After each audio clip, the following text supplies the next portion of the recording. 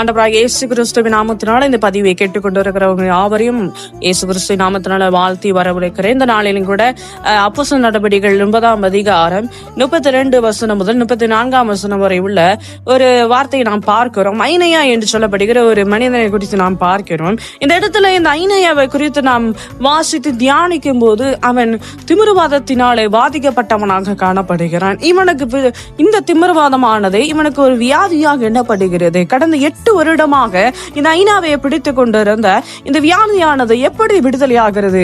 ஐனையாவிடமிருந்து நாம் 3 காரியத்தை நாம் கற்றுக்கொள்ளலாம். ஒன்று ஜெயம், இன்னொன்று ஜபம், இன்னொன்று காத்திருப்பு என்று நாம் கற்றுக்கொள்ளலாம். கர்த்தருடைய ஜனமே, அது சொல்லப்பட்டிருக்கிறது. பேதுரு ஒன்றைக்கு ஐனையாவை பார்த்து சொல்லுகிறார், ஐனையாவே நீ எழுந்து நட என்று இன்றைக்கு சொல்லுகிறார். இன்றைக்கு கூட உங்களுடைய வாழ்க்கையில எழுந்து நடக்க முடியாத ஒரு சூழ்நிலையாக இருக்கலாம். கர்த்தர் சொல்லுகிறார், எழுந்து நட, நீ எழுந்து நட, உன் படுக்கையை எடுத்துக்கொண்டு நட என்று அன்றைக்கு ஐனையாவை பார்த்து பேதுரு சொல்லப்பட்டது போல இயேசு கிறிஸ்துவின் நாமத்தினால் எழுந்து நட என்று ஆண்டவராய் கர்த்தர் அன்றைக்கு சொன்னது போல இன்றைக்கு உன்னுடைய வாழ்வில ஒரு படுத்த வடக்கையாக இருக்கலாம், எழும்ப முடியாத சூழ்நிலையா இருக்கலாம். கர்த்தர் சொல்லுது, எழும்பி நட என்று.